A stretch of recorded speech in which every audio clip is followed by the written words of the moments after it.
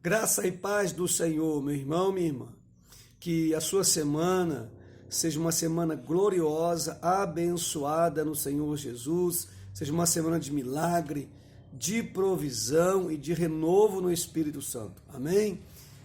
Hoje pela manhã, quando eu acordei, me veio uma palavra ao coração de forma muito clara e eu quero repartir essa palavra com vocês. Nessa palavra, ela se encontra em João, capítulo 16, quando Jesus, então, lhes fala sobre o Espírito Santo, o Consolador. E o versículo que eu quero deixar é esse, versículo de número 20, quando Jesus assim diz: em verdade vos digo, que chorareis e vos lamentareis, e o mundo se alegrará. Vós ficareis tristes, mas a vossa tristeza se converterá em alegria. O que Jesus quer dizer com isso e a respeito do que Jesus está falando? Jesus aqui, ele está comparando a sua morte na cruz, até porque é um discurso de despedida antes de ser então crucificado. Jesus conversa um pouco com os discípulos e passa a eles algumas palavras de despedida. E então, quando ele fala a respeito da sua morte, não de forma clara como sempre, e então ele faz essa comparação, que os discípulos ficarão tristes, mas o mundo se alegrará. Ou seja, a morte de Jesus na cruz trará aos discípulos tristeza, profunda angústia, mas o mundo, perceba isso, irmãos, o mundo, a sociedade como um todo, não tem qualquer desejo de ver a nós felizes. Então, o mundo ficará feliz com a morte de Jesus. Então, trazendo aos nossos dias, tudo que é contra Cristo, tudo que é contra Deus, tudo que é contra o povo de Deus, meus irmãos, o mundo se alegra. Por isso nós não pertencemos ao mundo, nem devemos nos preocupar com as coisas do mundo, ou pior, amar as coisas que estão no mundo. Então Jesus fala a respeito da sua morte, que causará grande tristeza aos discípulos. Mas ele continua, não para na tristeza, ele não para a sua palavra na tristeza. As coisas não se concluem com a tristeza, pelo contrário, ele diz: mas a vossa tristeza se converterá em alegria.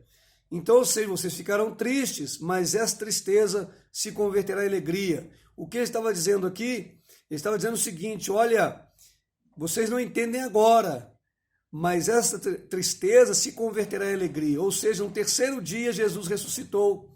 E já na sua ressurreição, a tristeza de alguns já se converteu em alegria. Lembra das mulheres que vão ao túmulo, já saem correndo alegres, espantadas, sem um pouco duvidosas, mas alegres, eufóricas. Pedro vai ao túmulo e confere realmente que o corpo de Jesus não está lá, encontra apenas um pano no qual ele estava enrolado. Então, ou seja, a alegria já começou a nascer no coração dos discípulos. Depois Jesus então encontra com as mulheres e pede a elas que vão para o lugar onde todos estavam reunidos, que lá ele estaria depois para avisá-los. E assim acontece.